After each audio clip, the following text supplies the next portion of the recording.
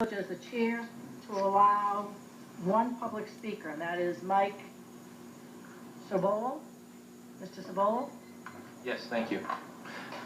Please identify yourself for the record. Yes, thank you very much on my dad. I apologize for not being able to make it earlier. My name is Mike Sobola. I'm here about myself. I have taught all grades. I was fortunate enough to be a uncertified teacher. They were desperate. I have a technical background in science and math. The reason I'm here is I went to Deerfield Beach High School as a student, and in Rapid City, where I spent a number of years, Rapid City unfortunately was the first community to have a student walk in with a shotgun. And as we all know, our community has had some serious things happen lately as well. In fact, I'm not going to ask you questions. I know you can't answer, but it is a federal statistic, not mine, it's not my opinion, that 1 out of 5 children, before reaching the age of 18, has been exposed to something that has met a degree of criminal prosecutability, not just something that would make a parent upset. And this is our government's federal statistics. These come out every 4 years. They are not mentioned. I do not know why. But here's the deal. There is nobody between those kids and what's happening to them other than you. There's no one who has a hat whose job it is. The people who gather the statistics, our federal government, also gather statistics on how much salad they're eating and a bunch of other things. That's what's published. This statistic has been out there for a decade. I wrote about it 15 years ago. I'm not the only one. I don't want to discuss this statistic. That's not why I'm here. It is 1 out of 5. You can look it up. So whose job is it? You are the only ones who can do anything. Okay? First off, how can you do it? It's not your job. Who's going to let you? And what can be done? Triage. You can find out what the numbers are.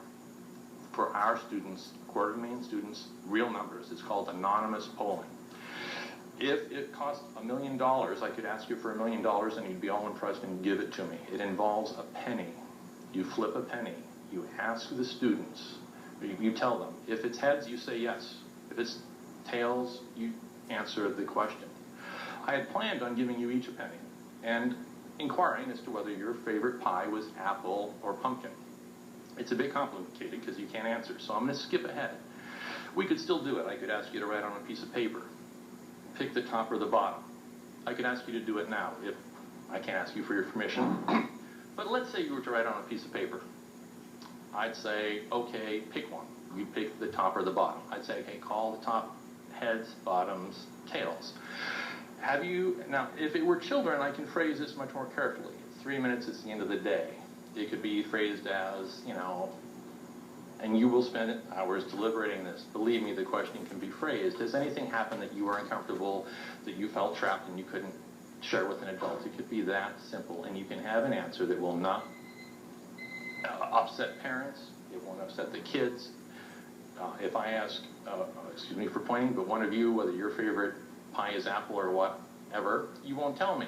But I can ask all of you. You'll say heads, heads, tails, tails, heads, heads, heads, tails, tails. None of you will know whose favorite pie or whatever. Okay, so we can ask our children these tough questions. That is not an excuse. I'm out of time? Okay. Yes, you wrap up, please.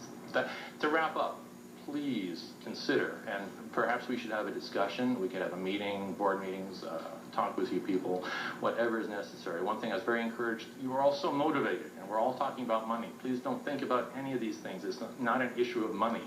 It is an issue of acknowledging that there's a problem and then worrying about it. If a child is on fire, and that's what we're talking about, this is literal abuse, and they're on fire now, not next month, not last month, it's not someone else's kids. As we're speaking, out of 250,000 kids, students, 50 are newly being abused as we're speaking, and they're on fire in pain now, this second.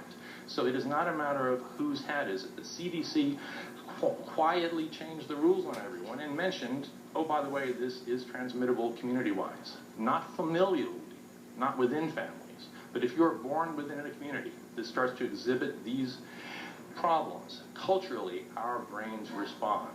I can be raised in a convent. My brain will respond to what your children do. Do you understand this? If you don't, you need to. It is your responsibility.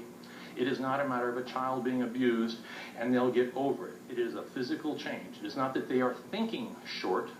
Sir, They your time are is short. up. Their legs have been cut off. Sorry. Flip the coin, please. I would love to talk to you at a later point about this. It is very important. All our kids, we can find out now what the real numbers are. Thank you. Thank you, sir. Okay. The business of the school board of Broward County is now complete, and I am adjourning this meeting. Thank you, everyone. A long day.